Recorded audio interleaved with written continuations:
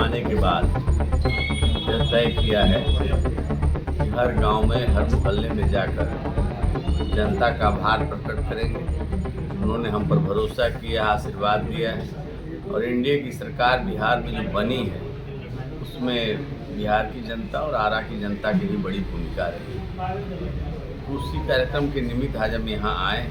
स्वाभाविक है जब आभार प्रकट करने आएंगे, उनका अभिवादन करने आएंगे तो कुछ समस्याओं पर भी चर्चा होगी। यहाँ भी स्थानीय लोगों से मिलकर के प्रमुख समस्याओं पर चर्चा हो रही है। पहले समस्याओं का शिनाख्त किया जाएगा, फिर पूरी निष्ठा के साथ उसके निदान का प्रयास किया जाएगा। एक जनप्रतिनिधि के नाते हमारी जिम्मेदारी और जवाबदेही भी है, उसी के निर्वहन के हेतु हम यहाँ हैं। सर, जाम की जो समस्या है, काफ़ी दिनों से जाम की समस्या है। ये समस्याएं हैं तो उसके समाधान भी निकलते हैं। कोई समस्या ऐसी नहीं होती है जो समाधान लेकर नहीं आती। सार्थक पहल, सार्थक प्रयास करने की ज़रूरत है और उस काम को हम लोग शिद्दत से करेंगे। केवल जाम की समस्या नहीं है, और भी अनेक प्रकार की समस्याएं हैं और विकास एक अनवरत चलती रहने वाली प्रक्रिया है। विकास पर कभी पूर्ण विराम नहीं लगता। एक काम पूरा होगा, दूसरा काम सामने आएगा, लेकिन ज़रूरत है शिद्दत के साथ उसमें लगे रहने की और लगे रहने पर समस्याओं का समाधान होता है, ऐसा मेरा भरोसा है। संदेश की जनता ने मुझे पूरे अवसर दिया था, वहाँ भी कई समस्याएं थी, सारे समस्याओं का समाधान मैंने कर दिया था। ये दावा नहीं करता, बहुत तेज़ी समस्याओं का समाधान जरूर। समस्याओं का समाधान कैसे होता है, उसके निराकरण के क्या उपाय हैं, थोड़ा अनुभव है, उस अनुभव का मुझे लाभ मिलेगा और यहाँ भी सारी समस्याओं का समाधान कर दूंगा। ये तो मैंने चुनाव में भी वायदा नहीं किया था, फिर मैंने ज़रूर कहा था कि समस्याओं से जूझूंगा, लड़ूंगा और जो हो सकेगा शिद्दत से प्रयास करूंगा, पूरी निष्ठा के साथ प्रयास करूंगा कि समस्याओं का निराकरण हो, समाधान हो। पिछले दिनों संसद में मुद्दा उठाया था कि संदेश और गया, हमने हारा नहीं है, हराया गया है। लोकसभा चुनाव जीत गए थे तो ठीक था।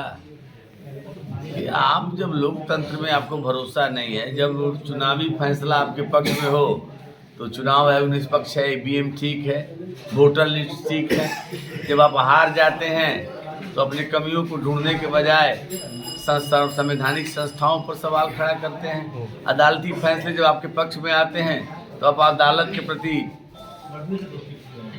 सम्मान प्रकट करते हैं। अगर आपके प्रतिकूल आया तो उसके विरुद्ध नारे लगाते हैं। आपको किस संस्था पर विश्वास है? अदालत पर है नहीं, न्यायपालिका पर है नहीं, आपको चुनाव आयोग पर है नहीं जो संवैधानिक संस्था है, ईडी पर है नहीं, किसी पर भरोसा नहीं है क्योंकि खुद आपको अपने आप पर भरोसा नहीं है। इतना बार विपक्ष हार का सामना कर चुका है कि उसका विश्वास टूट चुका है, विश्वास ले चुका है। विपक्ष कहता है कि सिस्टम और इलेक्शन कमीशन पूरी तरह से नरेंद्र मोदी के इशारे पे चलती है। ये तो क्यों चुनाव में हिस्सा लेते हैं? आज जब आप चुनाव परिणाम पहले से जान रहे हैं तो आपको चुनाव में हिस्सा नहीं लेना चाहिए था और जहाँ जीत गए वहाँ के लोग इस्तीफा दे दें। अगर चुनाव आयोग निष्पक्ष नहीं है तो जो सवाल खड़ा करे, उसी चुनाव आयोग ने उनको सांसद होने का प्रमाण पत्र दिया है, इस्तीफा दे दें। उनके जितने विधायक वहाँ गठबंधन के जीते हैं इस्तीफा दे दें, सांसद जीते हैं इस्तीफा दे दें। आप जहाँ जीत गए वहाँ चुनाव आयोग का ठीक था, जहाँ आप हार गए वहाँ चुनाव आयोग गड़बड़ है। क्या परिणाम होगा? राहुल गांधी वोट छोड़, गद्दी छोड़ कर लेकर रामलीला मैदान में कल रैली रखे, महारैली। उनके सारे सवालों का जवाब संसद में गृह मंत्री अमित शाह जी ने बड़ा मजबूती से दिया।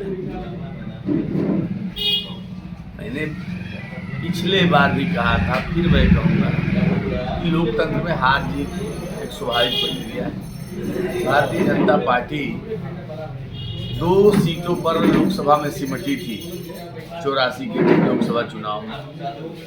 हम जुटे रहे, अपने काम में लगे रहे, जनता का भरोसा पार्टी ने जीता और आज देश और दुनिया की सबसे बड़ी पार्टी बने।